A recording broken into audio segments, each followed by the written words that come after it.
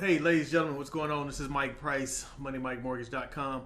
Hey, wanted to shoot this real quick video for the seller buy down strategy that I have been working with a couple of different agents, and it is going phenomenal. So, with that being said, I'm going to jump right in. Basically, what this is geared to is making that house, making your listing a lot more marketable. Also, stopping the process or stopping you from killing the neighborhood equity by just dropping the sales price by a ton of money. In this scenario, which I've got put together right here, this scenario is just your typical $300,000 house on a conventional 5% down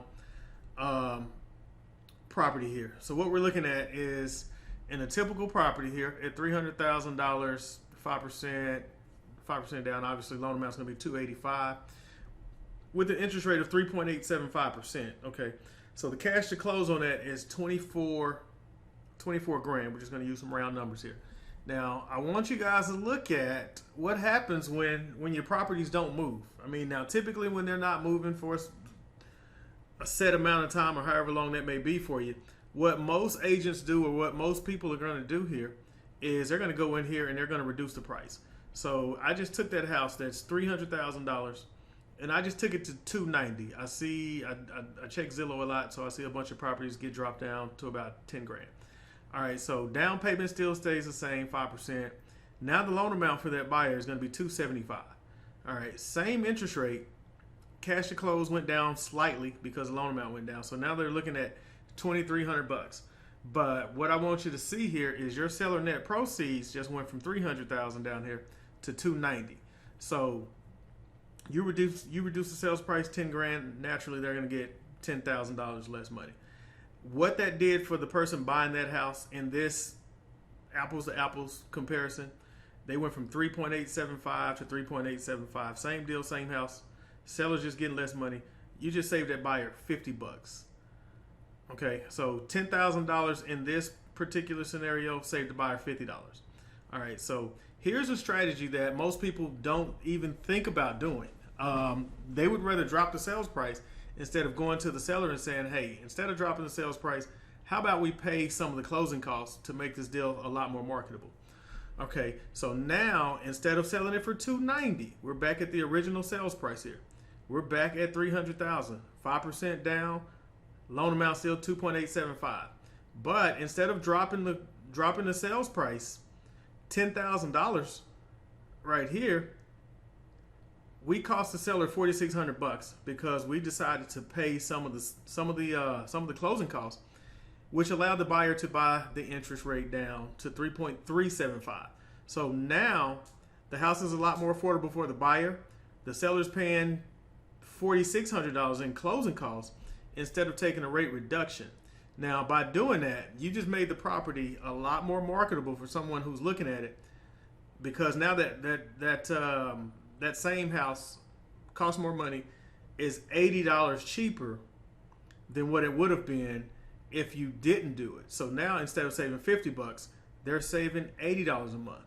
But at the end of the day, I know you don't care about the buyer. Who cares? You're selling the house. You're the listing agent. You're trying to get your seller the most amount of money. But look what you did here. So by dropping it 10 grand, you save somebody $50. $50 isn't keeping anybody from being approved and not approved.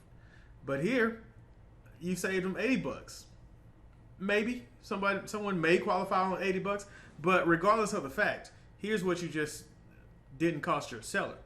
$4,600 is what they gave instead of $10. So that's about $5,400 that you saved your seller, and you also didn't deplete the equity in the neighborhood by selling the house $10,000 less than what it needed to be done, or $5,000 less than what it needed to be done.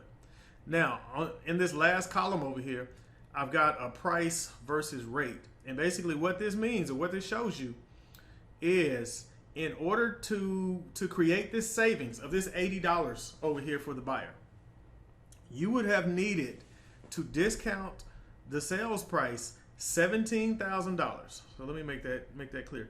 You'd have had to drop the sales price $17,000. So that house would have been $382 is what you would have had to reduce that.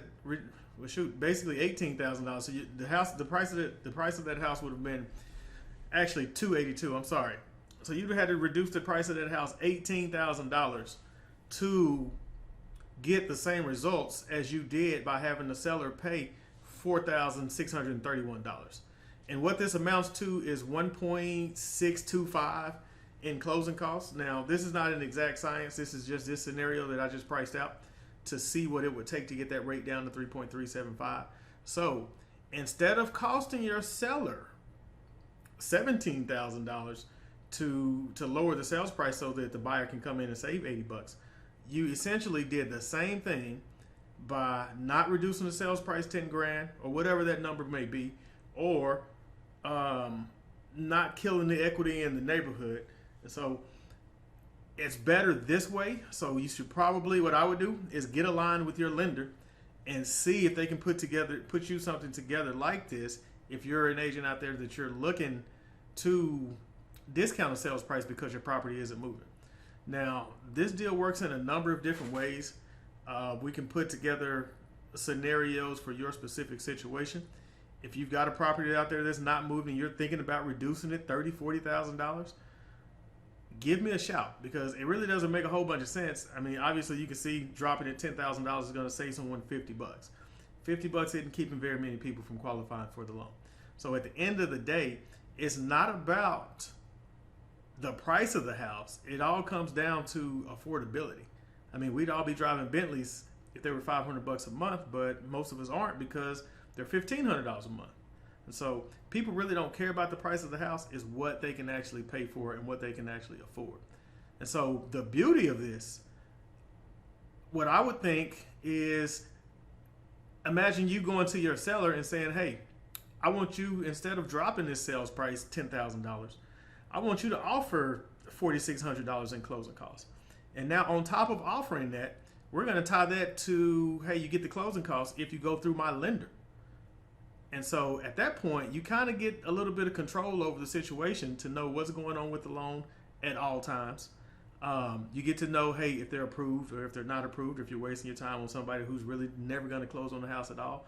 So there's a number of ways that we can do this. But at the end of the day, I had to show you guys this because to save $80.31 or $80.21, you have to drop the sales price $18,000.